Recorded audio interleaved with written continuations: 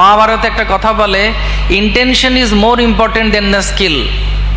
কি উদ্দেশ্যের জন্য আপনি ভগবানের কাছে এসেছেন সেটা হচ্ছে বড়। আজকে আমি যদি ভাবি দারুণ ঝাড় দিচ্ছি, দেখছো আমার মতো কেউ ঝাড় দিতে পারে না, তাহলে ঝাড় দিয়ে ভগবানকে সন্তুষ্ট করা যাবে না। যেমন হনুমান যখন বড় বড় পাথর আনছিলেন, তার কাছে সামনে বারবার একটা কাঠবিড়ালি আসছিল, সে জলে ঢুকে নিজেকে ভিজিয়ে আবার বালিতে গড়িয়ে সমুদ্রতে যখন সেতু হচ্ছে ওর উপরে বালিগুলো ফেলছে। আর হনুমান বলছে, হ্যাঁ সর, ঝামেলা করছিস, তুই বালি ফেলছিস, আমি পাথর। কাজ করতে করতে অনেক সময় হয়ে যায় না, অনেক সেবা, অনেক ফেস্টিভ্যাল, মাথা গরম হয়ে গেছে, ম্যানেজ করছি আমি। তো ম্যানেজার শুধু ম্যানেজ করে, কিন্তু আমাদের হতে হবে লিডার, যে সবাই পরিবর্তন করে নিজের চরিত্রের মাধ্যমে, নিজের ব্যবহারের মাধ্যমে, নিজের আচরণের মাধ্যমে, নিজের ভক্তির মাধ্যমে, নিজের চরিত্রের মাধ্যমে।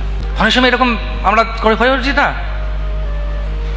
উত্তেজিত হয়ে যায়, এই কিন্তু কি উদ্দেশ্যের জন্য আমি করছি সেটা আমাদের সবসময় সাবধান থাকতে। আমি কি উদ্দেশ্যের জন্য রান্না করছি।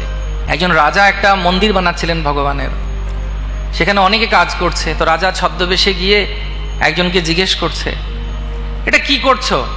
একটা ইট ফেলছি, পাথর কাটছি, আর কি করছি? করতে বলেছে করছি। ও আচ্ছা। আরেকজনের কাছে গেছে, যে তুমি কি করছো? জানেন না, আমাদের মহারাজ ভগবানের একটা মন্দির বানাচ্ছেন, সেখানে কোটি কোটি লোক আসবে, ভগবানের সেবা হবে, নিত্য সেবা হবে, অনেক লোক আসবে, যারা জগতের লোক এসে এখানে প্রার্থনা করবে ভগবানের কাছে, ওনার কাছে আশীর্বাদ চাইবে, ভগবান দর্শন দেবেন, সেই মন্দির আমি তৈরি করছি। নিতাই গৌর সীতানাথ প্রেমানন্দে। তা নাহলে ওই বছরের পর বছর কেটে যাবে, বছরের কেটে থাকবে, শুধু এক্সপ্লোড হবে আর ইমপ্লোড হবে। ইমপ্লোড মানে বোঝেন?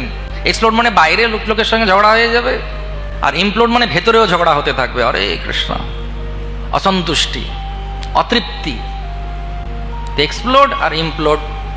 তো সেজন্য আমাদের আজকের শ্লোক থেকে এটা শেখা উচিত, কিভাবে আমাদের যে ভক্তি জীবনে যে সমস্ত বাধাগুলো রয়েছে, যে সমস্ত সূক্ষ্ম কি বলবো বাধাগুলো রয়েছে, সূক্ষ্ম বাধা, খুব সাটল, কেউ ভালো